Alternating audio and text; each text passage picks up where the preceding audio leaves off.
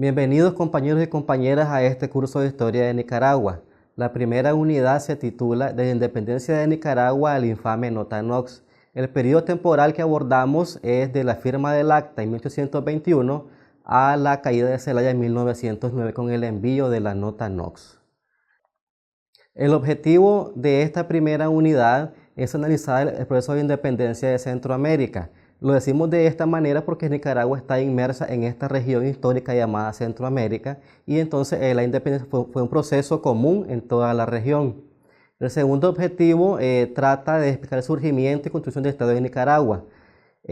Aquí solamente haremos mayor énfasis en el periodo de José Santos Zelaya. Entendemos que es un proceso que surge a raíz de la independencia, que no justamente es con Zelaya como tal que se crea el Estado, sino que se va consolidando desde la independencia hasta el siglo XX. El tercer objetivo que trata esta unidad es caracterizar el intervencionismo estadounidense a partir de la segunda mitad del siglo XIX. Trataremos de abordar acá al menos la presencia de William Walker como un ente extranjero invasor en nuestro territorio y luego también cómo Estados Unidos interviene directamente en el gobierno de Zelaya. Esta unidad está compuesta por tres grandes temas. El tema 1 se titula Antecedentes históricos de la independencia, 1812-1820. El tema 2 se titula La Guerra Nacional, 1856 al 57. Y el tema 3, José Santos Zelaya, el infame Nota Knox. Bien, ¿qué tenemos acá?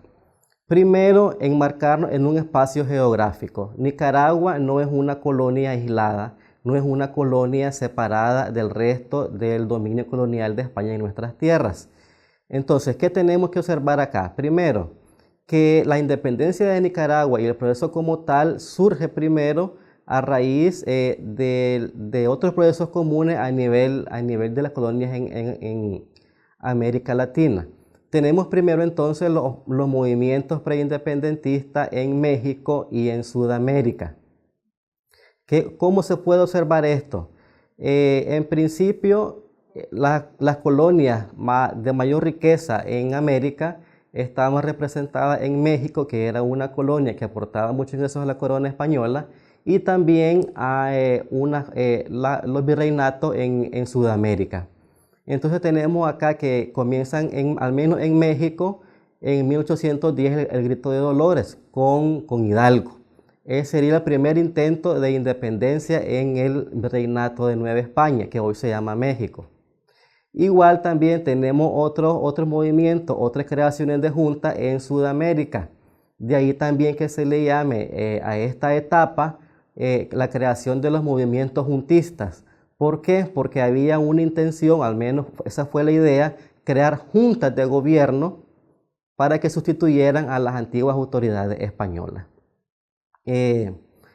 Mientras también se está dando eso, tenemos también la firma del Acta de Independencia que se hace en Guatemala. Esta, aunque es firmada en Guatemala, pues también tiene un significado para Nicaragua, porque como dijimos antes, Nicaragua era parte del reino de Guatemala. En el punto 4 tenemos las elecciones del Congreso en 1822 y de último la República Federal de Centroamérica que abarca del 24 al 38. Primero tenemos que preguntarnos por qué se da la independencia de las antiguas colonias españolas en América. Debemos hacer notar que a principios del siglo XVIII, de 1700 aproximadamente, hay un cambio en España por parte de la casa gobernante. Siglos atrás quien gobernaba era la casa llamada de Austria o Habsburgo. Posteriormente esta casa, el rey que estaba pues, último de esa casa gobernante falleció y no dejó un heredero. Surge entonces una guerra en Europa por ver cuál de las coronas de Europa mandaba a España un heredero.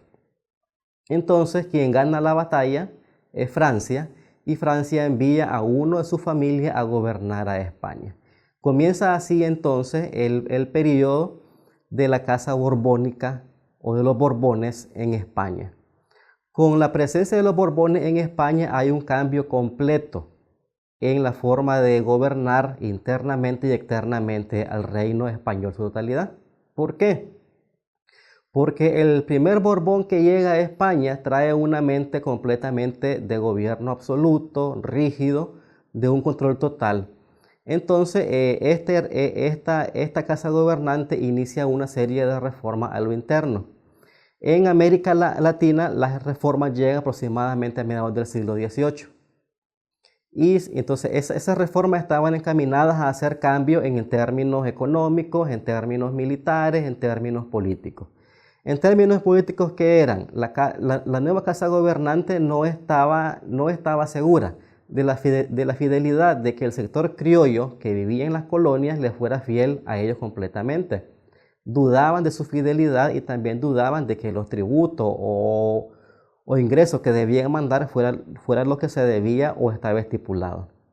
En la parte económica, las reformas estipulaban nuevos impuestos a los criollos, nuevos impuestos a la producción, que en suma venía a incrementar la tasa de los impuestos a esta población, lo que venía a mermar en el fondo la bolsa de los criollos como tal.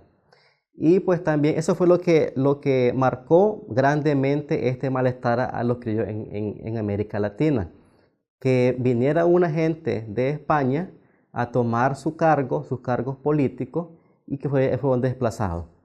Entonces tenemos en este escenario a tres tipos de sociedades. Uno, el peninsular, es el que viene de España, mandado por la nueva corona, para que ocupe cargos públicos de importancia. Luego tenemos en segundo lugar al criollo, era aquel que descendía de conquistadores de siglos atrás y que se estableció en estas tierras para administrarlas. Entonces este criollo creció acá, se desarrolló acá, hizo su economía en estas tierras. Entonces él sentía cierto derecho de pertenencia por estar viviendo acá. Y le molestaba que viniera un nuevo, un recién avenido, ocupar el cargo que él siempre había ocupado. ¿Por qué? Porque como dijimos antes, la corona dudaba de su fidelidad y entonces mandaba a los peninsulares a ocupar cargos de importancia.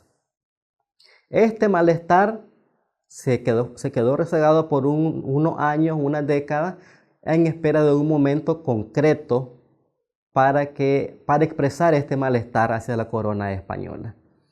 El momento vino con la crisis que ocurrió en 1808. Años más tarde había entrado en escena Napoleón Bonaparte, ese general que tomó el poder en Francia y comenzó un proceso de expansión por toda Europa. En 1808 Napoleón Bonaparte invade España y toma prisionero al rey español. En este caso, entonces, al no haber rey, se forman juntas de regencia a lo interno de España. Estas juntas perseguían dos cosas. Una, pues, tener el poder mientras el rey estaba ausente. Aunque de hecho, pues Bonaparte había puesto en su lugar, en lugar del rey, a su hermano, José Bonaparte. Estas juntas pues, eran fieles al rey ausente y entonces gobernaban en su lugar. Estas juntas de regencia que se habían formado internamente en España habían convocado a unas asambleas que se le llamaron cortes. Y el fin de esta corte era conformar un documento jurídico legal llamado Constitución Política, que con el tiempo nació de ella la Constitución de Cádiz de 1812. Esta Carta Magna tuvo una influencia muy grande en todas las colonias americanas y fue también un punto primordial para exigir la independencia de la corona española. Ante este vacío de poder que hay en España por la presencia francesa y por la invasión napoleónica en el suelo español, esta noticia también llega a las colonias americanas que estaban acá, que eran de España, y entonces inician levantamientos. Quienes se levantan van a ser los criollos. Entonces, este fue el momento que ellos estaban esperando. Se levantan los criollos de todas las colonias americanas y hacen levantamientos armados y deponen a las autoridades españolas que estaban en ese momento en los cargos de importancia. Los deponen y crean juntas de gobierno. Juntas de gobierno que que con el tiempo pues la historia ha llamado a ese proceso con formación de junta o movimientos juntistas. Entonces, en América del Sur, el movimiento juntista tiene un auge entre 1808 y 1812. Y en México, pues tiene auge a raíz del Grito de Dolores en 1810. Mientras eso pasaba, pasaba allá por México y en Sudamérica, bajemos entonces a qué pasaba en Centroamérica y en Nicaragua. Igual también hubo levantamientos por parte de los criollos hacia las autoridades peninsulares que gobernaban, que tenían los cargos públicos. Entonces, de manera concreta, en Nicaragua tenemos levantamientos en las ciudades de León, Masaya, Granada y Rivas. Los años va a ser de diciembre de 1811 a enero de 1812. Lo que pedían estos criollos en sus demandas era básicamente eliminar la esclavitud, disminución de impuestos, ocupar los cargos públicos, que disminuir el impuesto del destace del ganado. En suma, era mermar, era disminuir la parte tributaria que había establecido la corona española hacia las actividades económicas del sector criollo como tal. Una de sus demandas era eliminar la esclavitud indígena. En este sentido, no era pensando por el bien de los indígenas como tal, sino porque sabían que un indígena esclavizado servía específicamente a la corona española. En cambio, ya este libre sería una mano de obra contratable y después de que ahí ganaría el mejor postor al que le pagara mejor y que trabajara para él. Entonces, o sea, no pensar acá que esta demanda de eliminar la esclavitud indígena era pensando en el bienestar de ellos. No, ahí había un interés meramente económico. Mientras también está la ocupación en España por parte de los franceses, dijimos que se habían conformado una junta de regencia y que esta junta de regencia convocó a una asamblea llamada Cortes. También en las Cortes hubo presencia de diputados de las colonias de América para redactar ese nuevo documento. Entonces, mientras están estos levantamientos en todas las colonias americanas, se redacta en España la Constitución de Cádiz, que se publicó en 1812. ¿Qué establecía esta Carta Magna? Primero decía que España ya no era una monarquía absoluta, sino que decía era una monarquía constitucional.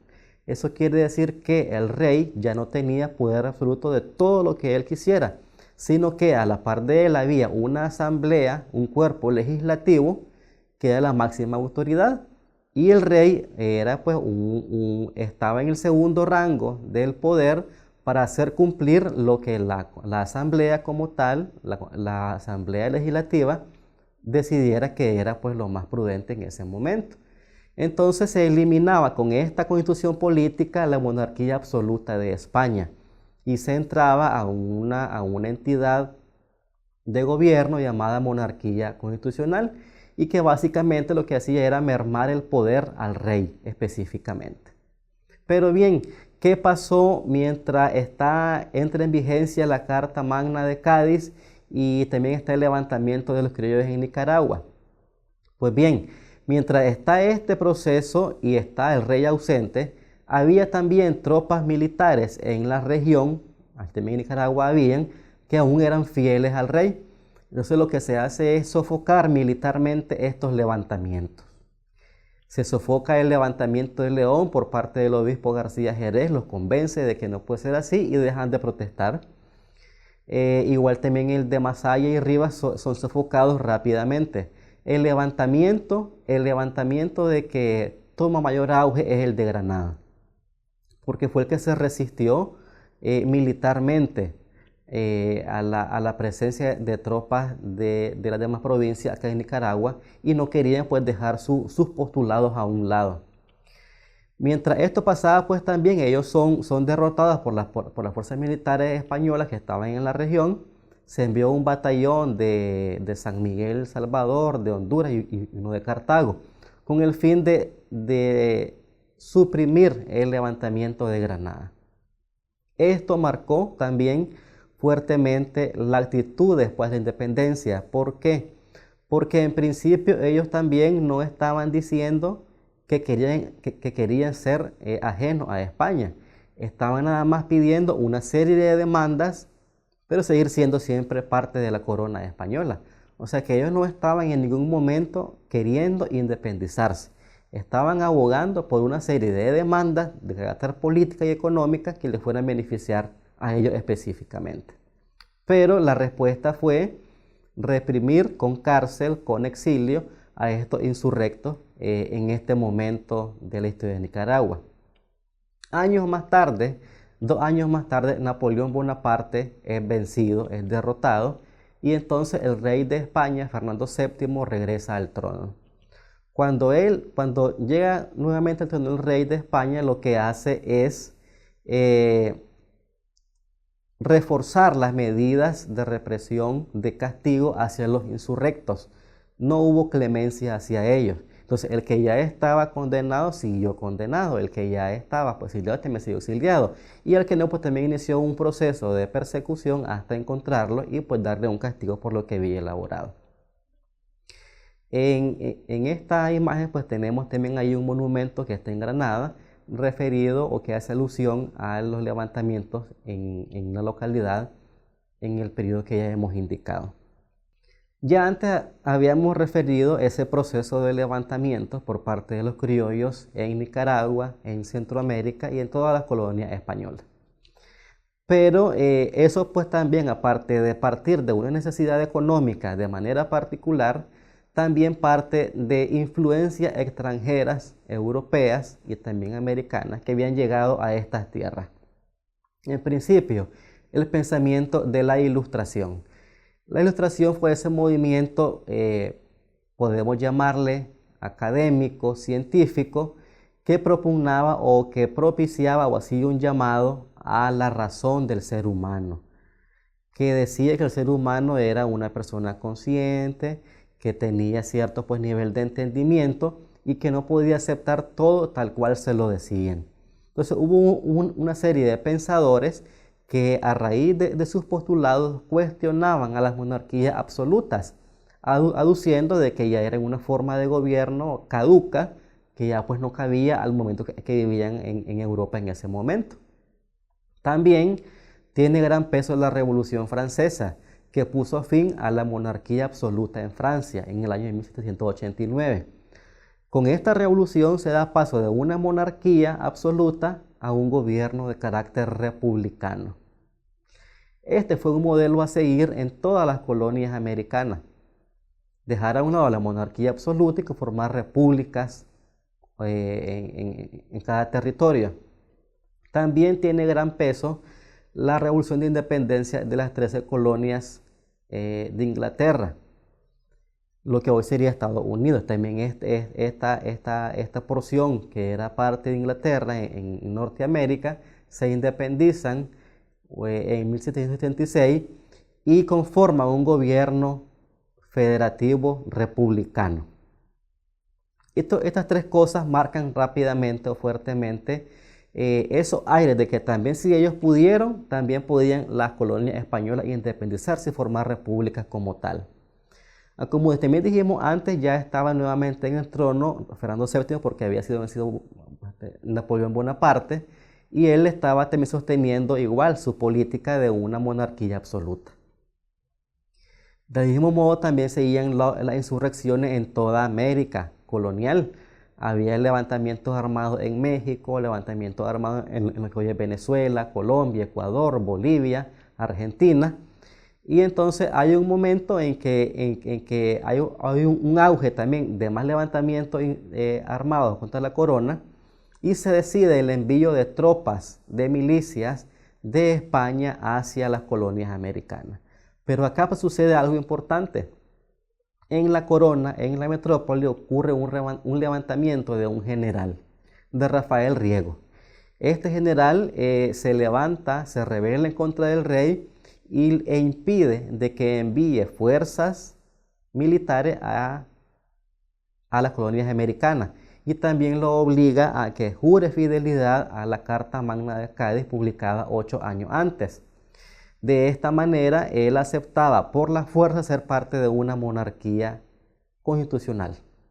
Igual también este levantamiento que se llevó a cabo en España por parte de Riego, la influencia de los elementos antes mencionados como la Ilustración y la Revolución Francesa, y también esa ansia de ser libres porque no había comprensión por parte de la monarquía, lleva a que en Centroamérica se firme el Acta de Independencia el 15 de septiembre de 1821. Fue paralela la independencia de Centroamérica con la independencia de México. Ambas actas son del mismo año, pero al menos publicadas con un set de diferencia. Cuando se emite el acta de independencia, hay un debate en las provincias por decidir qué rumbo seguir políticamente. Unos decían de que lo más obvio era formar una república. Otros decían que debían buscarse otros mecanismos para buscar otra forma de gobierno más adecuada a la que se estaba teniendo. Pero bien, como pues dijimos que esto es parte de un proceso donde también inciden otras zonas geográficas, donde hubo mayor peso político fue en México. Después de la independencia, el general que llevó a cabo la resistencia contra las tropas españolas, Agustín de Iturbide, toma el poder, se emite el acta y se decide conformar en México un imperio, una monarquía. Entonces se da paso a la formación en México, a ese imperio mexicano, cuyo emperador va a ser Agustín de Iturbide. Iturbide hace la invitación a Centroamérica para que se unan y sean parte del imperio y pues sean una sola entidad política como tal. Ante esta invitación, en las provincias, en Guatemala, El Salvador, Honduras, Costa Rica y Nicaragua, hay un debate por si aceptan esa unión al imperio de Iturbide o si se aíslan y forman entre todos una sola república. En el interín que está este debate internamente también se decide la unión de que Centroamérica sea parte del imperio mexicano. Se hace el decreto de unión, somos parte de México, pero en Nicaragua tenemos dos posturas. León estaba a favor de que Nicaragua fuera parte del imperio mexicano. Granada no. Granada decía que debía seguirse un rumbo republicano y pues dar lugar a una nueva forma de gobierno que diera inicio al comienzo de una vida política de Centroamérica como tal. ¿Qué pasó? Mientras pues ya estaba la unión a México decidida, manifestada, hay también un levantamiento en Granada por Cleto Ordóñez que declara que ellos han roto con México esa unión y pues están levantados en armas. Igual también en El Salvador hubo resistencia a esta unión a México y se envió un batallón militar para sofocar ese levantamiento y unirlos por la fuerza a México. Mientras está pasando esto, entre el 22 y el 23, fue algo efímero, también llega la noticia de que Iturbide ha dejado el poder. Hubo revueltas en México, entonces se decidió que no era posible, que si su independencia fue para optar por una forma política de gobierno distinta y no para seguir con el mismo esquema de gobierno monárquico que establecía distinción entre un estamento de la sociedad y otro. Entonces cae Iturbide y Centroamérica se separa de México, también Nicaragua. El periodo de unión de Centroamérica y México fue básicamente por cerca de un año, entre enero del 22 a marzo del 23. Es que se da esta unión de Centroamérica a México.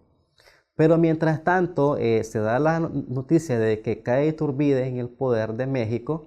El lugarteniente del emperador en Centroamérica era otro general, Vicente Filísola, y al saber de que Iturbide cayó, él decide partir, pero antes de partir deja elaborada una convocatoria para una asamblea constituyente.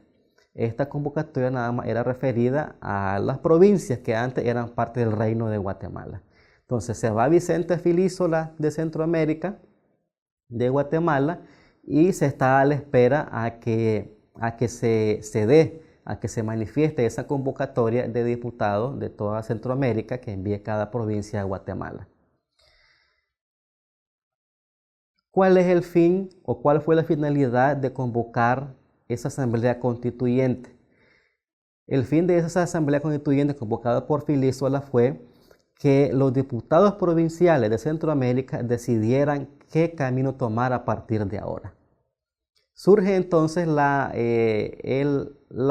argumento que toma fuerza de que Centroamérica debe emular a otros estados ya independizados y entonces deciden seguir la figura de un estado federal, un estado federativo. ¿Qué cosa es eso?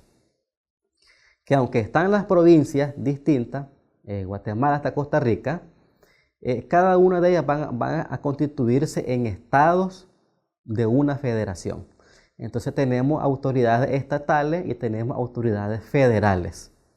Y también esa asamblea constituyente elaboró un documento que normó el funcionamiento de la federación, como lo fue la Constitución de la República Centroamericana, que era, pues como dijimos antes, de carácter federal. De manera concreta, se forma la federación, se forma un gobierno federal y también se le da el permiso a que cada estado convoque asambleas constituyentes y redacten constituciones estatales a lo interno de cada uno de ellos. Pero ¿qué pasó? Que la federación desde que nació con un pie medio débil. ¿Por qué? Porque la federación implicaba que la autoridad federal tenía el poder máximo en toda la región, pero hubo incongruencias en cada estado. ¿Por qué?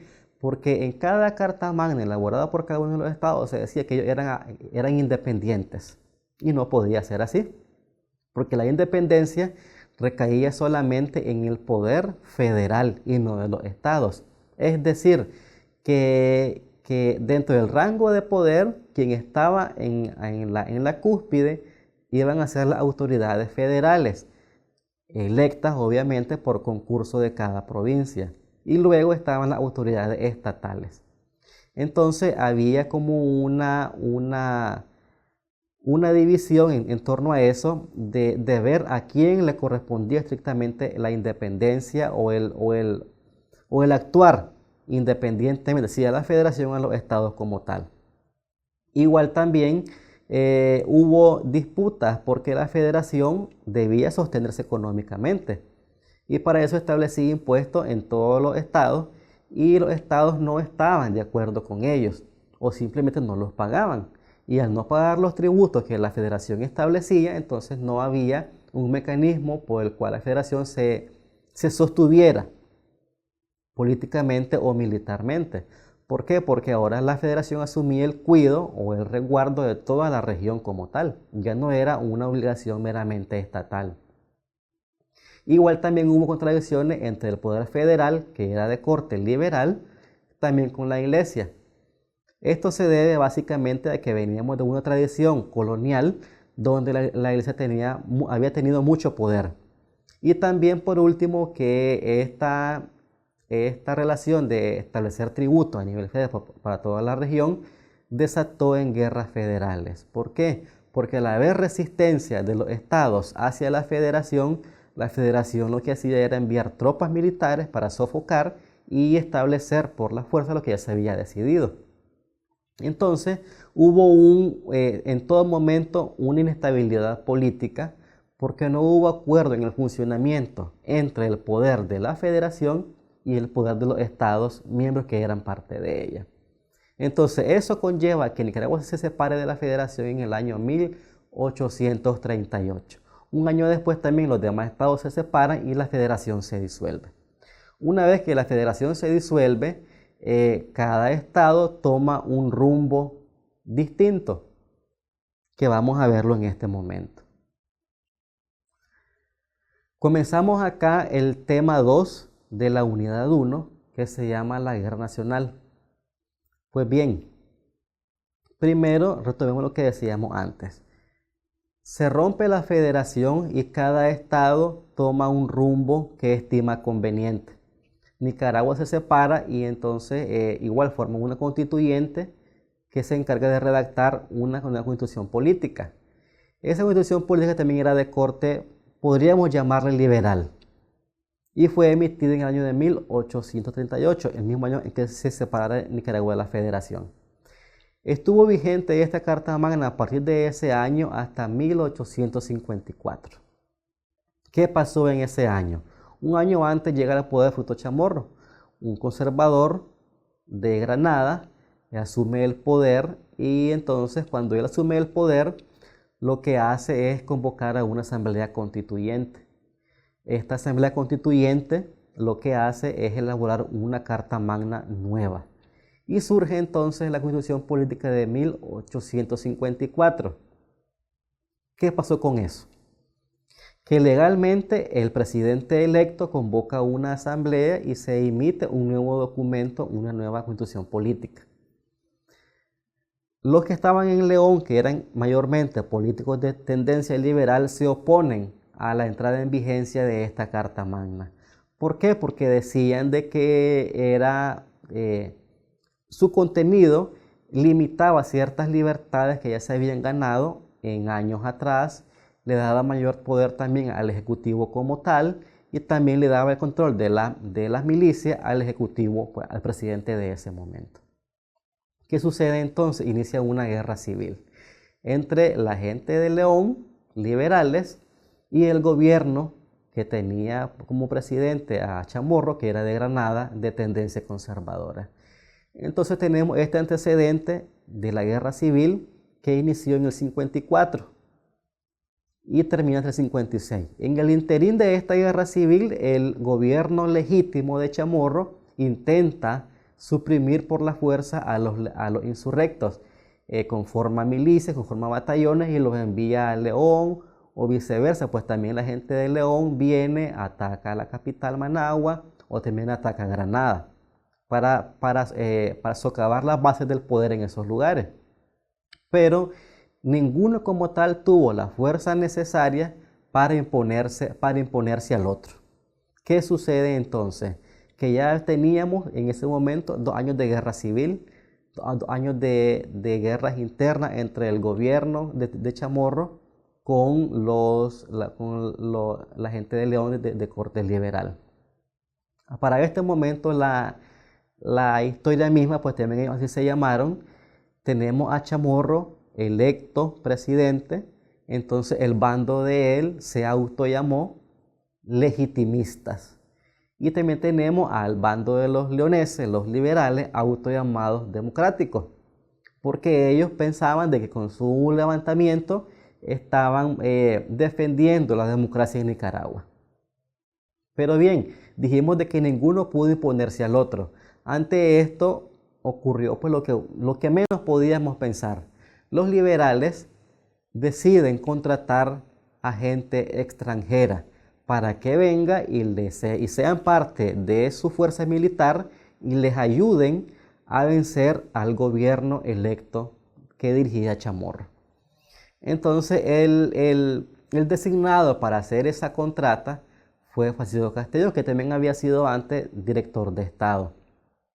Él contrata a Byron Cole, o sea, con él se hace el acuerdo de traer gente extranjera. Cuando decimos extranjera nos referimos a gente estadounidense básicamente. Entonces él contrata a Byron Cole y Cole a su vez trae para acá a William Walker. Entonces, ¿qué queremos decir acá? Que William Walker no vino por la fuerza. William Walker no nos invadió. Walker fue llamado por los liberales, fue llamado por un sector político que pedía intervención, que pedía ayuda extranjera para vencer a un gobierno electo. Entonces, de ese modo es que William Walker viene a Nicaragua y comienza a ser parte de la guerra civil entre leoneses y granadinos. Entonces William Walker estaba al servicio de los liberales de León. ¿Qué pasó con el tiempo en los pocos meses después? Que William Walker era una persona preparada, con experiencia, y ya pues también había sido parte en la guerra contra México. Ya él había participado en esa guerra donde se cercenó una parte del territorio mexicano para que fuera parte de Estados Unidos, de los estados de la Unión que están al sur. Entonces ya él tenía un camino recorrido en ese espacio de participar en guerras en otros territorios. Él decide entonces de que puede prescindir de los nicaragüenses, que puede dejar de un lado su obediencia hacia los liberales y que puede actuar de manera independiente, y así lo hace. Él mueve ciertas fichas políticas. También debemos decir de que hay políticos internos en Nicaragua que apoyan a William Walker. Están apoyando la presencia de él aquí con el fin de sacar del poder a Chamorro, que estaba en ese momento ejerciéndolo. Entonces, con esos movimientos internos y con el apoyo que recibía internamente de otros políticos, William Walker convoca unas elecciones y sale electo presidente de Nicaragua. Entonces ya la guerra civil no era entre los liberales y Chamorro. Ahora teníamos entonces 3 presidentes, porque al separarse él de León, se suponía pues que ellos igual tenían una junta de gobierno. O sea, teníamos de presidente a Chamorro, que era el electo. Teníamos de presidente a William Walker, que había usurpado la presidencia de manera ilegal. Y también teníamos de presidente al electo por parte de los leoneses para también formar una junta de gobierno. En el interín, él como presidente toma ciertas medidas. Una de esas medidas fue revertir todo lo actuado por la federación. ¿Cómo se entiende esto? Cuando se crea en su momento la República Centroamericana de tipo federal, ella emite podemos llamarle otra acta de independencia, donde señala que Centroamérica no puede ser parte de ninguna potencia europea o americana. Y también expresa que en Centroamérica no hay esclavitud, ni indígena, ni negra. ¿Qué pasaba con eso? Que al revertir William Walker este decreto, vuelve a establecer de manera tácita en Nicaragua la esclavitud. ¿Por qué? Porque a él le beneficiaba. Él viene de los estados sureños del sur, donde donde la mano de obra en esos estados era la mano de obra esclava, de negros esclavos. Entonces también él traía en su mente esa idea de establecer acá la mano de obra esclava y producir pues las cosas con esa mano de obra. Igual entonces él hace ciertas medidas, también establece el inglés como idioma oficial de Nicaragua, pero esto va un poco más allá. ¿Por qué? Porque si dijimos de que ya él viene de una experiencia de invasión a México y que se había cercenado territorio mexicano para ser parte de Estados Unidos, lo que también él buscaba era anexar Centroamérica a los estados del sur en Estados Unidos. ¿Qué pasó entonces? Que los nicaragüenses estaban inmersos en una guerra entre sí y no estaban viendo lo que Walker estaba intentando hacer más allá. ¿Quiénes son los que se dan cuenta de eso primero? Los demás estados de Centroamérica.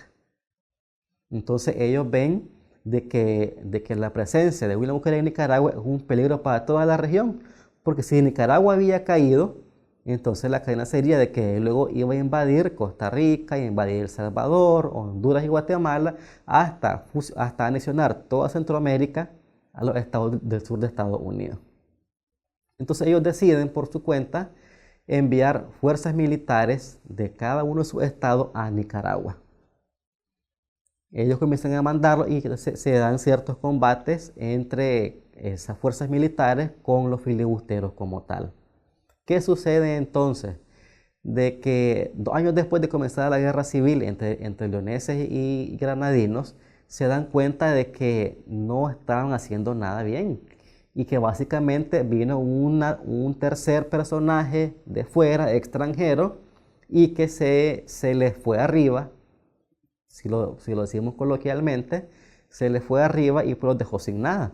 ¿Por qué? Porque ya él estaba en el poder. Ya tenía recursos militares, tenía recursos económicos y también tenía gente interna que lo apoyaba, también con recursos. Deciden entonces hacer las paces a ambos sectores. Se sientan los de León con los de Granada y hacen un pacto de paz llamado Pacto Providencial, firmado el 12 de septiembre de 1856. Con la firma de este pacto se da fin a la guerra civil comenzada 2 años atrás y a partir de que comienza lo que se conoce como Guerra Nacional. Es decir, que ya es la unión,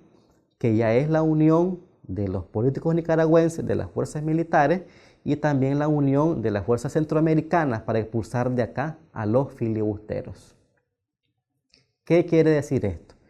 Que el término guerra nacional no hace referencia a una guerra de los nicaragüenses contra de los filibusteros, no, hace referencia a esa intención centroamericana, a ese envío de tropas militares a la región, a Nicaragua, para juntos expulsar de acá a los filibusteros.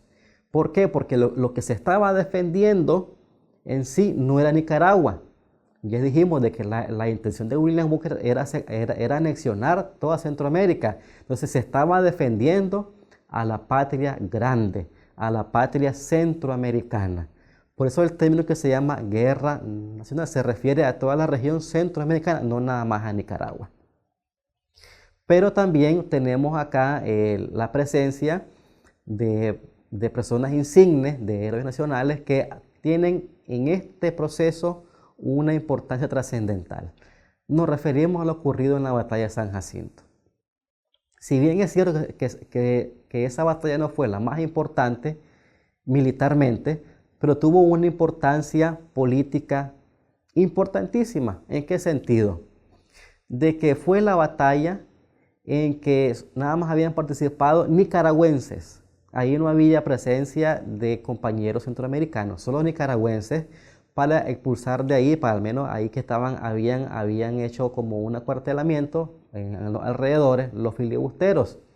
Y entonces estaban a cargo de ellas José Dolores Estrada, estaba pues ahí resguardando la hacienda. Y también la presencia de un sector poblacional poco visto en la historia de nuestro país y también poco reconocido. Nos referimos acá a los indígenas de Matagalpa. Para brindar ayuda a los que estaban resguardando la hacienda, se envía un batallón, poco más de 80 indígenas flecheros a San Jacinto, para que sean parte también de esa lucha contra los filibusteros. Y entonces, pues esa batalla en San Jacinto, son vencidos los filibusteros, son derrotados, y ahí muere Byron Cole, que fue el primer mercenario que trajo a los demás filibusteros para acá. Entonces, al morir Byron Cole, se suponía que moría un cabecilla, uno de los principales cabecillas de los invasores que estaban acá internamente estadounidenses en Nicaragua. Y pues de ahí la importancia de resaltar esta batalla como tal.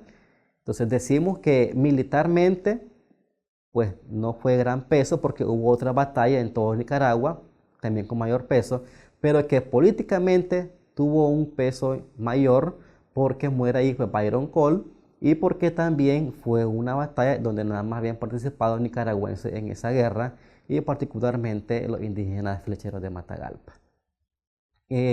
Producto de eso, pues también hubo otros combates, por ejemplo los ticos. Ellos se habían enfocado básicamente en hacer la guerra a los filibusteros en la zona de Rivas y en la zona del lago y el río San Juan. En cambio, las fuerzas de Guatemala, El Salvador y Honduras estaban presentes en la parte del norte de Nicaragua, Masaya y Managua básicamente. Entonces, pues reforzar que este término, esta gesta, se le llama así porque defendíamos la patria grande. ¿Cómo acaba este episodio? Pues dijimos que la guerra comienza a raíz del Pacto Providencial del 56 en septiembre y termina en el 57 en mayo, cuando William Booker se rinde en San Juan del Sur, Rivas, y pues llevado hacia un buque estadounidense donde ahí pues decide pues dejar toda intención de dominación y se marcha. Entonces con eso pues se da por terminado el episodio de la guerra antifilibustera en Nicaragua y después de que como proceso histórico es conmemorado en toda la región, no nada más acá. O sea que cuando aquí hacemos conmemoraciones el 14 y 15 de septiembre, también eso se hace en Costa Rica, en Guatemala, El Salvador y Honduras. Cada cual le llama de una forma distinta, pero todos conmemoramos esta gesta como tal, esta gesta de unir fuerzas militares para expulsar de Nicaragua a los filibusteros. De ahí el nombre de guerra nacional. Acá lo que tenemos es una especie de resumen de lo que ya habíamos hablado antes. Dijimos que se separa Nicaragua de la Federación, surge una Carta Magna en ese momento, en el 38, y pues se intenta equilibrar el poder del Estado con los caudillos y también políticos de cada región, de cada departamento. Igual se puede afirmar de que sigue una inestabilidad política en Nicaragua porque el fin o el interés por cada uno era tomar el poder y establecer medidas que fueran para ellos de bienestar económicamente. Mientras está esa discusión política y también de guerra civil e internamente, es que hace presencia acá William Walker y pues desemboca entonces en la guerra nacional que ya la acabamos de mencionar hace un momento. Y aquí pues también igual tenemos con detalle cómo fue ese proceso de transcurso, cómo es que transcurre la guerra nacional en Nicaragua, partiendo desde la guerra civil por ver cuál carta magna entraba en vigencia, si se respetaba la publicada por Chamorro en el 54, o si pues la gente de León seguía respetando o tomando como vigente la la carta magna que estaba elaborada años atrás del 38. Y pues tenemos nuevamente acá una explicación más amplia sobre lo que ya decíamos antes. Chamorro asume el poder, se publica una carta magna nueva en el 54. Los líderes de León la desconocen y pues ellos expresan de que van a seguir teniendo vigente, al menos en su espacio, la del 38. Inicia la guerra civil, luego de la guerra civil no hay ningún vencedor y la gente de León llama a los filibusteros para que sean parte de esa contienda militar que pues ya dijimos cómo termina. William Walker se decide prescindir de la gente de León y pues él actúa por su cuenta, toma el poder y pues transcurre todo ese proceso de presencia de fuerzas militares centroamericanas en Nicaragua para expulsarlo a él de Nicaragua. Entonces pues se contrata a Byron Cole para que este a su vez llama a William Walker y este viene a apoyar a los leoneses en la guerra y pues toma el poder y entonces inicia ese proceso de unir fuerzas para expulsarlo de Nicaragua. Esto puede ser visto al menos como una referencia para ampliar en su lectura. Ya lo explicamos antes básicamente esto. Y pues de que en la región se ve el peligro por la presencia de Walker y deciden enviar sus ejércitos a Nicaragua para expulsarlo del país. Tenemos acá una imagen, un cuadro, una pintura alusiva a la batalla de San Jacinto. Y tenemos ahí al insigne Andrés Castro, que la historia ha rescatado como ese personaje que con una pedrada, al no tener más municiones, con una pedrada, pues decide vencer a un filibustero que pretendía pues saltar la valla que estaba entre de la hacienda y también las tierras colindantes. Y pues también que acá fue que se dio la presencia de los indígenas de Matagalpa, que hacen esa gesta heroica también de resistir con sus armas rústicas, podemos llamarles, pero que eran sus armas de uso común. Y pues fue de que sin poner ninguna resistencia, pues ellos también fueron parte de esta gesta heroica. Debe también destacarse lo siguiente. Si bien hoy los tenemos como una gesta heroica, había que preguntarnos cómo fue en ese momento la instrucción que se le dio a ellos para ser parte de esa guerra. La mayoría tenía revólveres para actuar en este momento o armas de fuego de ese momento. Ellos no tenían solamente para defenderse arcos con flechas. Y pues fueron tal vez los primeros en caer, los primeros en morir y los primeros en ofrendar su vida en esta batalla para expulsar de Nicaragua al invasor filibustero. Se titula el tema, comenzamos el tema 3 titulado José Santos Zelaya y la infame nota Knox. Tenemos acá dos temas titulados El gobierno de Zelaya y su avance y cuáles fueron las causas de que Zelaya cayera y pues también sus consecuencias con pues, obviamente la nota Knox. Nos preguntamos, ¿qué pasó después de que se fue de Nicaragua William Walker? Pues bien, ¿verdad? Se va del país William Walker, lo vencen y entonces hay un acuerdo pues, nuevamente de paz donde se da una amnistía amplia para todos los que habían participado en esa guerra en contra de Nicaragua como tal.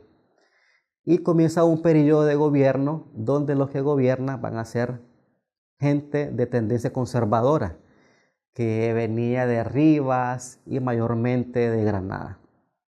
Entonces hay un proceso de consolidación del Estado en Nicaragua que comienza con el ingreso del ferrocarril, la venida de los vapores, consolidar la educación en Nicaragua, construir edificios públicos de importancia. Eso lo hacen primero los conservadores, ellos lo comienzan. Y luego viene Zelaya, ese reformador liberal por excelencia, que lleva a cabo hay una crisis por parte de los conservadores políticamente. Y entonces, pues, en la crisis hay una guerra civil donde Zelaya toma el poder. Cuando él toma el poder, trae consigo otros ideales de gobierno. Entonces comenzamos en este momento, así lo ha establecido la historia de nuestro país, un gobierno de tendencia liberal. Y también se le llama revolución liberal, ¿por qué? Porque los cambios introducidos por él marcaron profundamente al Estado de Nicaragua y lo marcó tanto que aún después de que Zelaya cayó, hubo cambios que no pudieron revertirse como estaban antes. Entonces, ¿qué pasa con Zelaya en ese momento? Él continúa el fortalecimiento del Estado en cuanto a sus entidades públicas. Algo que hace Zelaya de gran importancia es romper con la iglesia. Los gobiernos anteriores habían firmado con la Santa Sede un acuerdo llamado el Concordato. Entonces, mediante ese acuerdo decía que el Estado debía sufragar los gastos de la iglesia, pero que el Estado a cambio se arrogaba el derecho de distribuir a los clérigos en una u otra parte. Zelaya rompe con ese acuerdo, dice que la iglesia sostenga ella sola sus gastos y también los limita. También ahora a partir de acá se dice que ya en Nicaragua, en la Carta Magna anterior se decía que Nicaragua era un estado dogmático, que profesaba una fe como tal, era un estado católico. Zelaya dice que no, que Nicaragua es un estado laico. Entonces básicamente eso cambió ciertas cosas que de momento fueron duras, pero que con el tiempo hoy las asumimos como tal. También Zelaya estableció la libertad de culto. Antes pues nada más como el Estado era un estado dogmático, lo que el Estado defendía y promocionaba era el culto católico. Entonces no había como una libertad para ejercer otras creencias, otros cultos, principalmente los protestantes. Zelaya pues dice que no. Él dice que cada cual profesa el culto que estima conveniente. También hay un marcado interés por darle a Nicaragua un ejército militar profesional. Lo que teníamos antes eran milicias. Entonces el Estado lo que hacía era convocar a cada prefecto anteriormente y entonces el prefecto formaba las milicias y las mandaba a un combate militar. Ahora no. Lo que Zelaya hace es formar de hecho una academia militar para formar soldados militares que sean parte de la defensa del Estado en uno u otro momento. Y lo principal que da el gran paso con Zelaya es que se promulga una nueva constitución política llamada la Constitución Libérrima. Libérrima en el sentido de que sus preceptos eran muy avanzados para ese momento. Esta Carta Magna entra en vigor en 1894 y ahí se estipulan una serie de cambios políticos, económicos y también pues de índole religiosa. Ya pues dijimos lo que se apoyaba ahí. Con Zelaya continúa la producción de libros sobre historia nacional para rescatar esa identidad del nicaragüense y pues también promover un espacio de discusión, digámosle académico, en los espacios educativos que había en ese momento. Él también continúa la idea de construir un canal interoceánico que había pues, quedado un poquito al lado por los conflictos anteriores y también unifica el Estado de Nicaragua en su territorio. ¿En qué sentido? En el momento de la colonia española, España nunca pudo entrar o establecer su dominio en la parte del Caribe nicaragüense, igual también del Caribe hondureño. Entonces ahí entran los ingleses, establecen un sistema colonial y pues para darle fuerza le llaman esa zona el Reino de la Mosquitia. Con la independencia hay un acuerdo entre Nicaragua e Inglaterra y pues se establece de que se reconoce que esa parte del Caribe es de Nicaragua, pero que Nicaragua va a respetar la costumbre y el gobierno de la gente de esa zona. O sea, era como que Nicaragua tenía la soberanía, pero no podía ejercerla, porque debía respetar el gobierno que estaba ahí. Y obviamente el gobierno del Caribe respondía a los intereses de Inglaterra en ese momento. Zelaya hace un cambio con eso. Viene él y entonces irrumpe en ese espacio, envía fuerzas militares, depone al jefe de la Mosquitia, antes llamado Rey Misquito, lo depone y asume de que la Mosquitia es parte del Estado nicaragüense y que él tiene soberanía en ella. Entonces de esa manera él concluye con esa fuerza militar, concluye la presencia de Inglaterra en la costa caribe de Nicaragua. Y entonces por primera vez unifica al Estado nicaragüense en un solo territorio, específicamente. También Zelaya hace algo muy importante. Mientras él estuvo en el poder, apoyó militarmente a otros políticos de la región con el fin de que también otro liberal de Honduras ocupara el poder. Básicamente apoyó a El Salvador y Honduras específicamente, enviando fuerzas militares a esos países para apoyar de que el liberal que quería el poder lo asumiera como tal. Básicamente fue un gobierno de transformación económica, política y pues también militar. En lo económico con Zelaya hay un auge grandísimo del cultivo del café. Ya antes había café, se exportaba café, pero con él el cultivo y su exportación sube a escalas muy grandes. Igual también se continúa con la construcción de ferrocarriles. Ya antes había ferrocarriles, pero también Zelaya aumenta la construcción de los ramales a los pueblos, hasta arriba, y pues también continúa ese proceso de modernizar el Estado de Nicaragua. Se debe especificar de que con Zelaya no es que el Estado nace. El Estado es una construcción en el tiempo, desde la independencia hasta la actualidad, pero con Zelaya miramos esa fase de consolidarlo a un nivel bastante alto. ¿Por qué? Porque él unifica el territorio, establece la soberanía que es primordial para un Estado y pues también la dota de recursos económicos para que este Estado se sostenga y pueda subsistir en su gestión internamente y pues también externamente ante otros estados que están a su alrededor. Si todo estaba bien internamente, cuál es la molestia o por qué cae Zelaya? Zelaya gobernó con mano rígida internamente. ¿En qué sentido?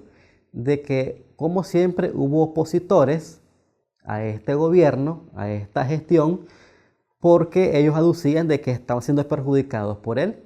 Entonces hubo, en su periodo de gobierno, que lo tenemos ahí señalado, de casi 16 años, siempre hubo levantamientos armados en su contra y que él pues, hábilmente lo sofocó con negociación, lo sofocó también a veces con la fuerza militar, pero siempre fueron sofocados cada uno de esos levantamientos en contra de él. Pero Eran cosas que iban marcando esa resistencia hasta la espera de un momento determinado. También la ruptura con la iglesia. Recordemos que romper del esquema mental, esa tradición religiosa de presencia eclesiástica en Nicaragua no fue tan fácil. En cambio, él lo hizo en pocos años, lo implementó, lo estableció y hubo resistencia por parte de la iglesia y también por parte de la población como tal. Y por último, tenemos también la nota enviada por el secretario de Estado a Nicaragua. ¿Por qué el envío de esta nota? Dijimos de que en toda su gestión gubernamental hubo levantamientos armados contra Zelaya y que hábilmente él los manejó y los sofocó. Pero en 1909 hubo un último levantamiento que fue el que lo llevó a su caída. Gobernaba en la costa Caribe Juan José Estrada. Era trabajador del Estado, trabajador del gobierno de Zelaya, era el intendente de la costa Caribe y él se levanta en contra de Zelaya. Es decir, o sea que la misma gente también liberal estaba en contra de él en algunos casos. Entonces él se levanta e inicia una revuelta armada en contra de Zelaya. Cuando se da este levantamiento armado, también se levantan los conservadores en contra de Zelaya. Entonces Zelaya estaba combatiendo por dos lados. Combatía a sus opositores liberales y también combatía a los conservadores de Granada, en ese caso. Igual también debe decirse de que para este momento en la costa Caribe había mucha presencia de compañías norteamericanas, inglesas, y pues había trabajadores estadounidenses que trabajaban ahí pues en esas compañías del Caribe nicaragüense.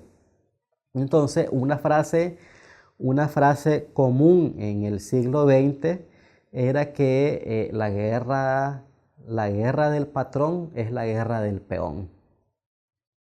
Entonces, el que trabajaba la hacienda era la fuerza militar de ese patrón que respondía a un interés político y entonces enviaba a sus trabajadores a ser parte de una guerra.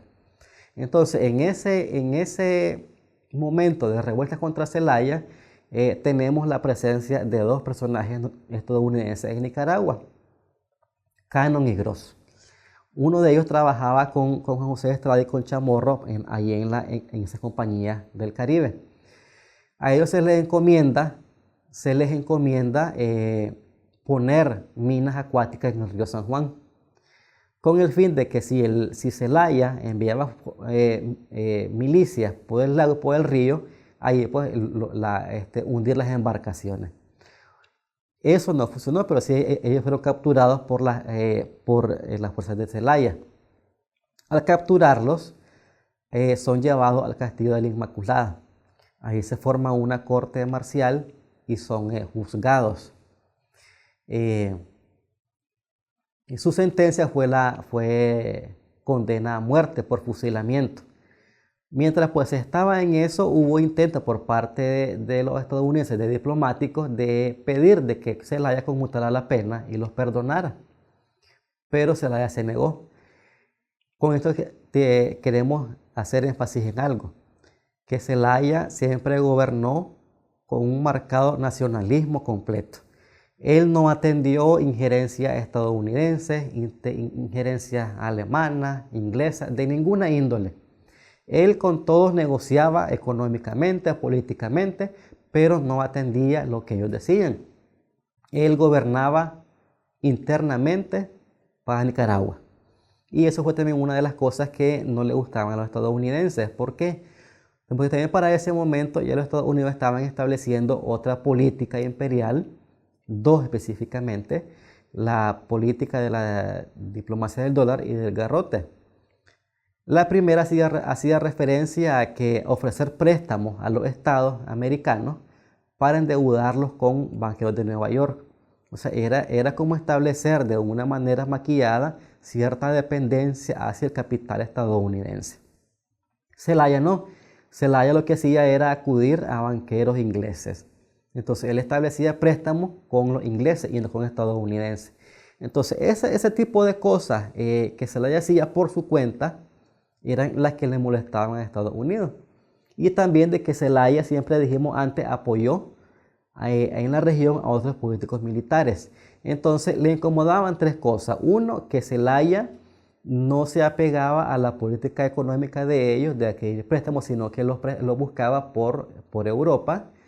Le incomodaba también que Zelaya diera apoyo militar en la región a otros países para también poner ahí a gobiernos liberales. Y también le molestaba que no atendía cuando le pedía algo.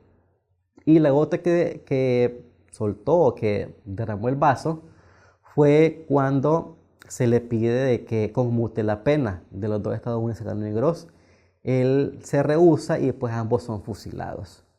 Entonces, ante el fusilamiento de estos estadounidenses en Castillo de la Inmaculada, es que el secretario de Estado estadounidense, Philander Knox, le da una carta al embajador de Nicaragua en Estados Unidos.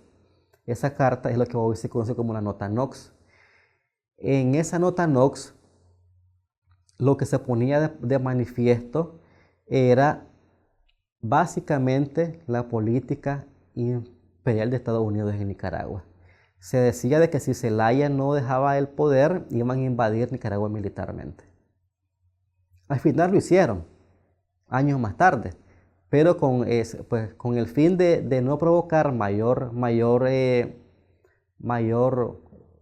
daños a Nicaragua, Zelaya decide irse del poder, decide dejarlo, decide exiliarse, y entonces termina con el envío de esa nota política nefasta, decide irse del país. Entonces, con el envío de la nota Knox termina el periodo de Zelaya, termina el periodo de la Revolución Liberal, pero hubo cosas hechas por él que después no fueron cambiadas. Por ejemplo, antes de Zelaya había un vínculo, dijimos que el Estado era por dogma, pues, él era católico. Nicaragua era un Estado católico, así lo decía la ley. Con Zelaya pues se da esa ruptura y aún después de que Zelaya deja el poder, no pudo volverse a eso que ya estaba hecho. También con Zelaya ocurre algo importante. Zelaya establece en la libérrima de que el voto era universal para todos los varones. Antes no era así. Para poder votar, la persona debía demostrar ciertas cualidades y tener capacidades monetarias para poder ejercer su voto. Zelaya hace un cambio importante y dice de que el voto en Nicaragua para las elecciones es universal para todos los varones en ese momento, ¿verdad? Entonces, igual, después de que cuando pues, Zelaya cae, esos elementos que ya establecido quedan impregnados hasta pues, llegar hasta estos días de que pues, hoy tenemos un Estado laico, tenemos una libertad de culto en todo Nicaragua y pues también tenemos un voto que es para todos universal en las elecciones. Acá pues también se está ampliando lo que ya pues, decíamos antes referido a Zelaya, que era un gobernador nacionalista con una política independiente y autónoma. Los Estados Unidos se van a aliar del presidente guatemalteco Estrada Cabrera para que haga contrapeso a Zelaya en el poder, porque pues dijimos que Zelaya apoyaba a los demás estados con fuerzas militares para también poner ahí gobiernos de tendencia liberal como él en cada estado de Centroamérica. Acá pues también teníamos lo que decíamos antes, la presencia de compañías norteamericanas en el Caribe de Nicaragua y también el levantamiento que hace Juan José Estrada, apoyado por Emiliano Chamorro, y la acción que llevan a cabo los estadounidenses Cano y Gross, que son fusilados en el Castillo de la Inmaculada en diciembre de 1909. Dijimos que Zelaya se va del poder por la nota Knox para evitar la presencia o el envío de marines norteamericanos a Nicaragua. Pero ¿qué pasó después que Zelaya se fue? Igual hubo una disputa por ver quién iba a tomar el poder una vez que ya no estaba Zelaya. Entonces el primer propuesto fue José Madrid, también un hombre liberal que era magistrado en la Corte Suprema de Justicia. Pero hay también levantamientos armados nuevamente en Nicaragua porque no estaban de acuerdo a que un liberal más también ocupara el poder que antes había dejado Zelaya. hay un levantamiento armado, una guerra civil por ver quién queda ahí. Se decide de que los suplantes Juan José Estrada, pero básicamente Estrada era solamente en tiempos de Zelaya un empleado más del Estado, no tenía tanto peso político. Mientras está la guerra civil, en ese momento, esos levantamientos armados, se pide la presencia de los marines en Nicaragua, con el fin de salvaguardar las vidas que estaban aquí de los estadounidenses y también sus propiedades. Entonces vienen así los marines a Nicaragua. Y quien toma el baluarte, el estandarte de la resistencia, en este momento va a ser Benjamín Celedón. Él se resiste, se acuartela en Masaya, en el Coyotepe, y pues desde ahí ejerce la resistencia hacia los marines en Nicaragua. Evidentemente, pues él tenía pocos recursos militares y pues los marines eran ya personas también experimentadas con formación y también con más recursos militares. Al final, pues Celedón fue vencido, fue derrotado y fue pues también ahí muerto en combate y luego arrastrado por las calles de Masaya hasta Catarina por un caballo, ya cuando fue fusilado. Entonces, de esta manera pues terminamos la primera unidad con tres temas generales, ¿verdad? La independencia de Centroamérica y Nicaragua, la primera parte de injerencia norteamericana con la presencia acá de William Walker y por último la presencia del gobierno de Zelaya y la intervención estadounidense con la nota Knox y posteriormente con el envío de marines en 1912. Muchas gracias.